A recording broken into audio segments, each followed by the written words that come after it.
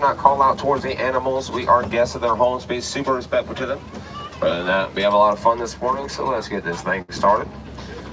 The first place we're heading on into right now is the Little Eternity Forest.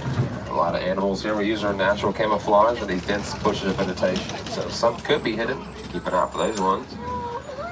But it looks like immediately to your left side, some more of the white striped animals. These are bongos. Bongos are the nickname the ghosts of the forest because they like to hide a lot in these bushes, and sometimes they can be a little bit difficult to find. If you look towards your right hand side at the bottom, kind of like towards the bottom right, there's going to be that small black animal right there. It's a yellow-backed duiker. They do get that name for that yellow stripe on their back. Yep. They are the smallest of the forest antelope species. And also on your right hand side, the top left-hand corner, is a okapi kind of hidden behind that tree stump. Okapis do have zebra stripe-like legs, but they're in fact the only living relative to the giraffe.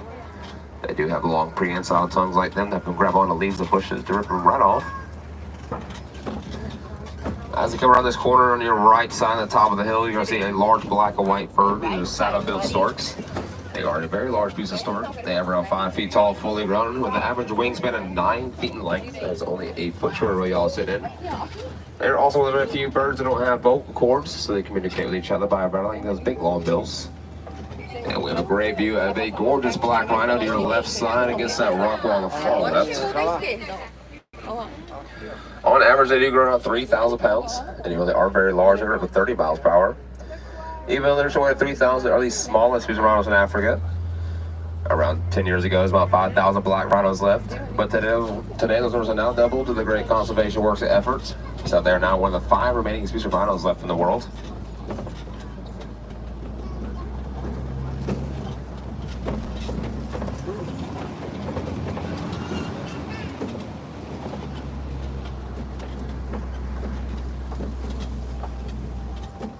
Alright, so we're gonna head on out of here now, so make our way over to the Safi River. Many hippos on the frequent, so we're gonna see if we can spot any of them.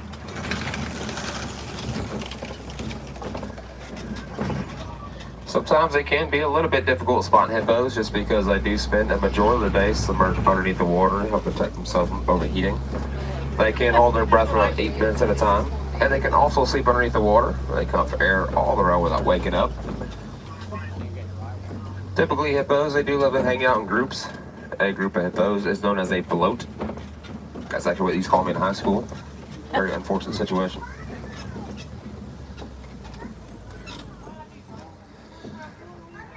So there's going to be some very large pelicans coming up on your right-hand side in just a second. These are some pink-backed pelicans. They do get that name for the way their colors and feathers change during mating season. They'll change from the grayish-white color to a very vibrant pink. They do nest in colonies of pairs up to 500, which will equal out to 1,000 birds total. It does look like there is a couple hippos poking up right at the surface of the water to your right side. We might get a better view up here on the left side. You kind of see them a little bit better on your left. Now, they aren't the best swimmers in the world, so they do prefer to use their natural buoyancy to walk around the bottom of the water. That's why when we're looking for them, sometimes you look for some dark shadow moving around or bubbles coming up. Those would be a couple of sides are down there somewhere. Now, hippos are the 3rd largest animal on the reserve, at around 5,500 pounds at fully grown, and they weigh anywhere from 80 to 110 pounds at birth. They can actually move pretty quick for that size. On land hippos can run about 35 miles per hour, and underneath the water they can run about 15 miles per hour. And they also eat quite a bit of food as well. Hippos will eat anywhere from 80 to 90 pounds of veggies per day. So they do have a pretty great, well-balanced diet.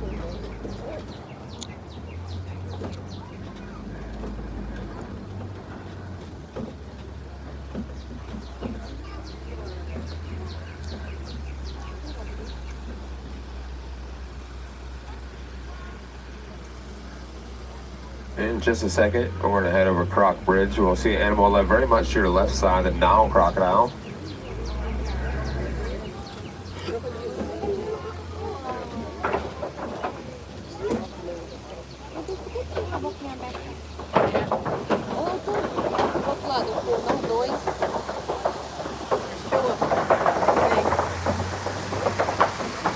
Crocodile, they are the largest of the freshwater crocodilians, at around 500 pounds of fully grown, and they're about 16 feet in length. That's just a little over half the length of this truck. Sometimes you'll see those guys sunbathing out there with their mouths wide open. Now what they're doing when they do that is they are releasing some excess body heat. Those Nile crocodiles can actually go a couple of months without eating. That is typically because they eat about half their body size in one sitting. I do the same thing, but only go a couple hours. Before we head on to the savannah, go on your right side, you're going to see a very large leafless tree. This is a baobab tree, also known as the upside down tree, because the top looks like roots growing out. And also has the nickname, the tree of life. It does spend about 9 months out of your leafless and retains all the water inside the trunk.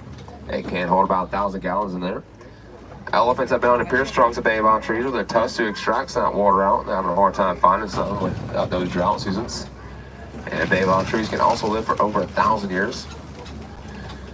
But we are headed on to the savannah right now. We have many different free-roam migrating animals.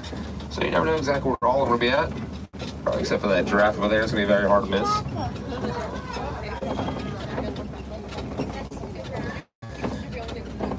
So as we come on to the savannah, we're going to see the Maasai giraffe, named after the Maasai tribe of Africa. They, of course, are the tallest animal in the world. They're around 20 feet tall, fully grown, around 6 feet of birth. They have those long prehensile tongues. These reach the trees and grab the food out. A giraffe tongue at around 18 inches in length, so it's quite long. And it's being long, they also have long necks to reach up to the trees. A lot of people don't know that giraffes do have the exact same neck bones that humans do. They have some vertebrae just like us. They're just obviously a whole lot longer, with each vertebrae being around 10 inches in length, while the humans only about half an inch in length. You can see the Hartman Mountain zebras. There are one of 3 different species of zebras in the world. Those stripes of theirs are a lot like human fingerprints, each unique tone. No two are exactly the same, but the patterns of stripe do depend on the species zebra. One of my favorite facts about them is that a group of zebras known as the dazzle, very fabulous sounding, a razzle dazzle if you shall. If you look inside this den, coming up on your left side, there's some African painted dogs. They're also known as African wild dogs. They do get the name painted dog from the messy spotty coat they have. Now they might resemble most muscular canines, but they have some slight differences. They have 4 toes and a 5, and they don't bark like most canines either, making a squealing sound. Painted dogs are some extremely great hunters. They're actually the most successful hunters in Africa, with an 80 to 90% success rate when catching their prey, as compared to a lion has a 20% success rate.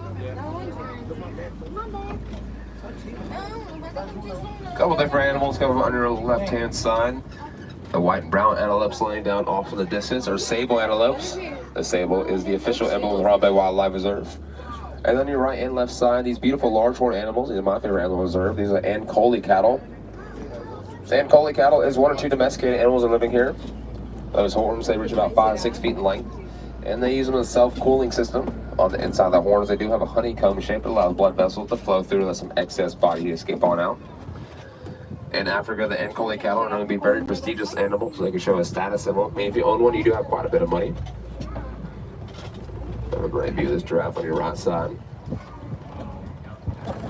One of the things the giraffe and I share in common is their favorite activity is eating. They do spend around 20 hours a day eating, and only sleep about 30 minutes a day on average. They also sleep standing up too. They don't like lay down. It makes them feel very vulnerable predators. It's definitely more common to see them laying down here in our reserve than anywhere out there in the wild. And it looks like... I think so. Just a moment. As we come around this corner over here on your right side, we'll get a view of our, we should get a view of our youngest giraffe. Where do you just go? Oh, he's hiding behind the tree. Oh, there he is.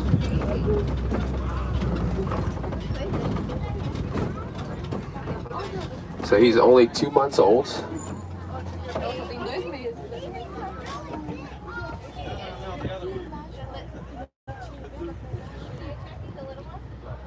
Speaking of babies, along with giraffes sleeping standing up, they also get birth standing up. So that's a far 6-foot drop for that baby. And typically within 15 to 30 minutes after birth, those babies are up walking and running. It helps them learn to be able to avoid escaping any predators they encounter. And they can use those long legs for about 30 miles per hour, just for a short period of time. They have been known to jog around 10 miles per hour for longer distances if it's necessary for them to. That's the wildebeest to your right side. Wildebeest in Afrikaans translates to wild beast. Local area that name. I thought the face of wildebeest is pretty scary and terrifying looking. They do migrate annually. They migrate very large herds at over 1 million to 1.5 million. That was a great migration. And wildebeest do travel quite a far distance. They will travel anywhere from 500 to 1,000 miles each year. Those small white antelopes way off in the distance to your right side of the springboks. They get their name for the leaping like actually do while they're running, especially if they're escaping from predators. They can leap forward around 13 feet and about 7 feet to the air. Springboks are also in the top 5 fastest land animals, reaching speeds anywhere from 40 to 50 miles per hour.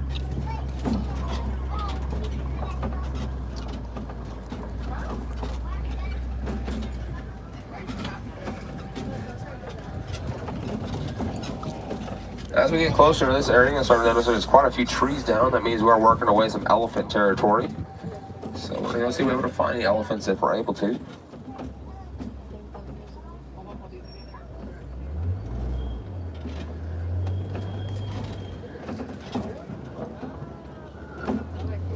It looks like it shouldn't take us very long to find an elephant. Love when that happens. So whenever you come around this corner on your right side, you'll be able to see a beautiful male African elephant. By the way, you can tell this is a male because he's relatively solitary. Elephants are a very sociable animal. They travel often in packs with their family. By a certain age, around teenage years, those males, they leave their family and venture off their own, or they go join a bachelor herd. And then to your left side is the mandrill, the world's largest piece of monkeys. They have those very colorful noses. That is one of the ways you can tell the difference between a male and a female mandrill, because the male nose colors will be a lot brighter, more colorful than females. Also, the males will be a lot larger. They do average around 100 pounds at fully grown, while a female mandrill will average anywhere from 20 to 30 pounds.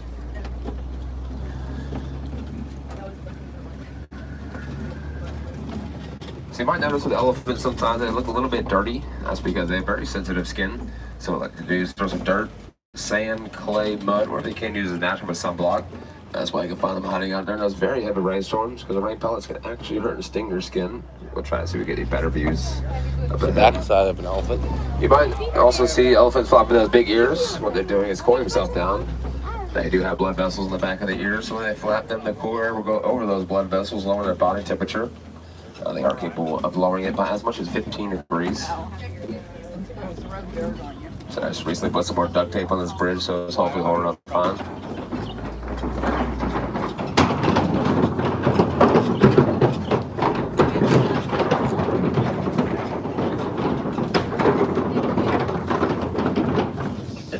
Feeling solid.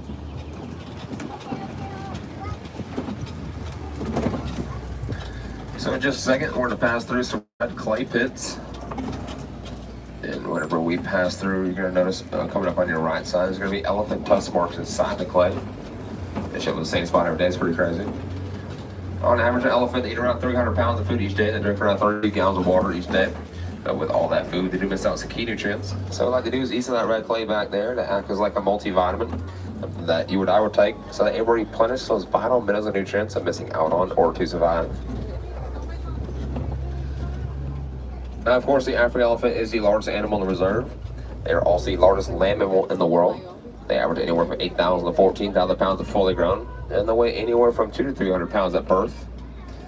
Those female elephants are pregnant for around 22 months, about 2 years. And typically a pack of elephants is led by an alpha female called the matriarch. My wife said you should be the alpha, you're pregnant for 2 years. And of course, I'm smart enough to agree with her.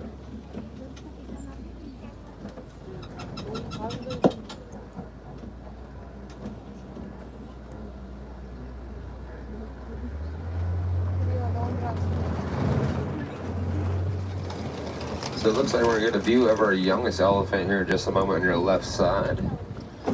She is only a year old.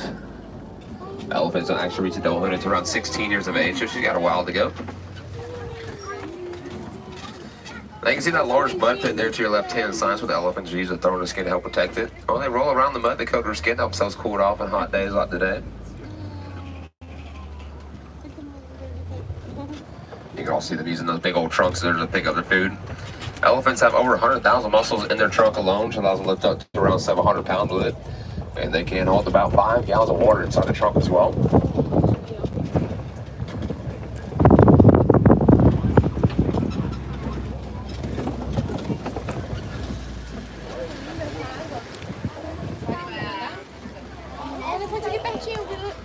So in just a moment, when we come around this bend on your left-hand side, we're going to see a group of gray flamingos, also known as a flamboyant, on the very fellow side of the neck.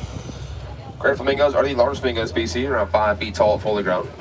At birth, they'll have gray feathers. And at the end of life, the bronze shrimp, which has keratin in it, which is a pigment that changes the color of their feathers from gray to the pink color you're going to see over here. Now, they won't actually get that pinkish color on them to around 2 years of age. But along with them being the largest species of flamingos, they're also the lightest color pink of them all. We're still trying to figure out how the ducks are getting here in Africa. It's a bit of an invasive species to deal with at the moment.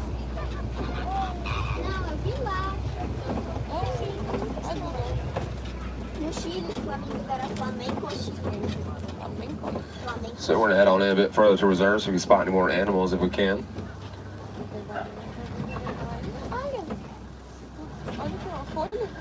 It does look like we're moving into rhino territory. You see their bud bed come up on your left side. They roll around in to coat their skin like elephants do the same thing. But just like elephants, rhinos also have sensitive skin. And you might notice some trees that are tilted over or fallen over. That's when the rhinos are on the horns up against it that file it down like we file down our fingernails. Rhino horns are the same stuff our fingernails are made up of, which is keratin. And unfortunately, that's what they are hunted for. Because some people believe the keratin in the horns holds some medical or medicinal purposes. But science shows it holds no risk factors towards humans. There's some southern white rhinos to your right-hand side. We're going to try to get some better views, though, as we make way further up ahead. They're one of the other 5 species rhinos left in the world. Southern white rhinos are actually one of the only rhinos to not be on the endangered species list. Over 20,000 out there in the wild. But like I said, they are unfortunately hunted for the horns. We're trying to see if we can find any cheetahs over here to your left side. We might have to move up ahead further to see if we can find some. But they are the fastest land animal in the world, reaching speeds of 60 miles per hour in 3 seconds. But they only made to that speed for a few hundred yards, about 5-6 seconds. They aren't made for long distance running. They have these black lines run from the bottom of their eye and down to the mouth, where they're called tear marks. Unlike most big cats, she's a hunter during the day. So what the tear marks do is absorb to some of the hunting so they can see better. It's like you see ball players and athletes wearing black eyeliner in the face. It works the exact same way. Also, unlike most big cats, she's in a roar like them. They make more of a chirping sound and purr like a domesticated house cat. Now, a lot of people don't know that cheetahs get bullied by a few different animals like lions, hyenas, wild dogs, jaguars. In fact, around 10% of cheetah catches, they get stolen by other predators. So cheetahs do live quite a tough life out in the wild.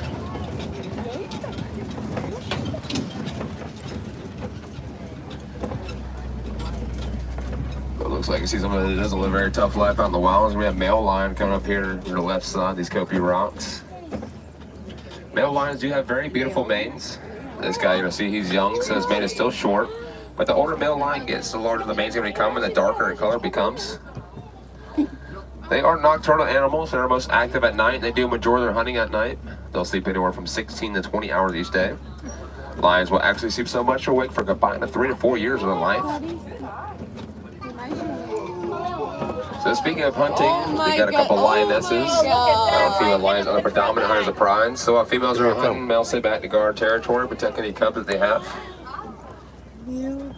During the day, a lion's eyesight is equivalent to humans, but at night it's about 6 to 7 times greater than ours, which does help them become very, very effective nighttime hunters. All 3 of them are there. They're actually one of the only species of big cats that gather in prides. Look at that. Usually other big cats are relatively solitary. Some of those prides actually hold up to around 30 to 40 lions in them.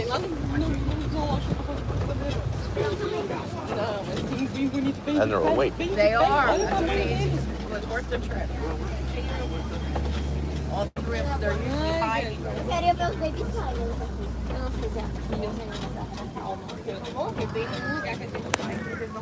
So on your left side, you might see some warthogs. Sometimes they blend in with large rocks and lawns, but you definitely notice all these burrows of theirs. Warthogs are the largest burrowing animal in Africa. They use a tusk in their snout, along with snout and hood, to dig big old burrows. They can be a little bit aggressive for their size. Warthogs have been known to back off lions before, so they can be small but vicious, just like my daughter. And you're going to see some more of the southern white rhinos come from your right-hand side in just a moment. Now, a lot of people believe they get the name for the white color skin complexion that they have, but actually the same color skin tone as a black rhino. How they actually get their name is from the Afrikaans word "weit," which means wide, for the wide lip mouth they have. The locals sure get that name. But when the English settlers came over, they had miscommunication due to language barrier differences. So when the locals would say the word "weit," English were going to say the word "white." So the name of the white rhino. You should be able to see some ostrich eggs coming over here to your right side. They do lay the largest bird egg in the world, weighing anywhere from 3 to 4 pounds. Their egg shell is around 1/4 inch thick, so it's very thick and durable. Average person can send an ostrich egg and not create any damage to it. Well, we're just about done with our safari. Before we get done, we're going inside one more place. We're going to go inside the Magadi Glen, the warden's outpost is. We're going to see if he has any of his animals out front.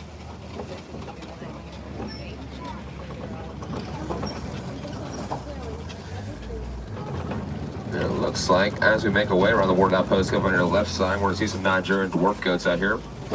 Even though some of these goats look like they're babies, they're all fully grown adults. Playful behavior you see for Nigerian dwarf goats, like jumping, climbing, headbutting, all that fun playful action. It does help them mature physically as they grow older. They also have some certain dominance in the group of the goats. Along with those Ankoli cattle that we saw and talked about earlier, the Nigerian dwarf goat is the second domesticated animal on the reserve. And if we do have any sports fans on board, the only relative of these goats is Tom Brady.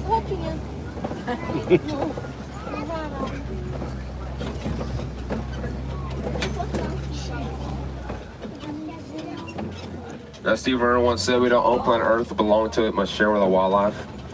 Now, from domesticated the wild, conservation is super critical to the future of our planet. And without the help of you and I, future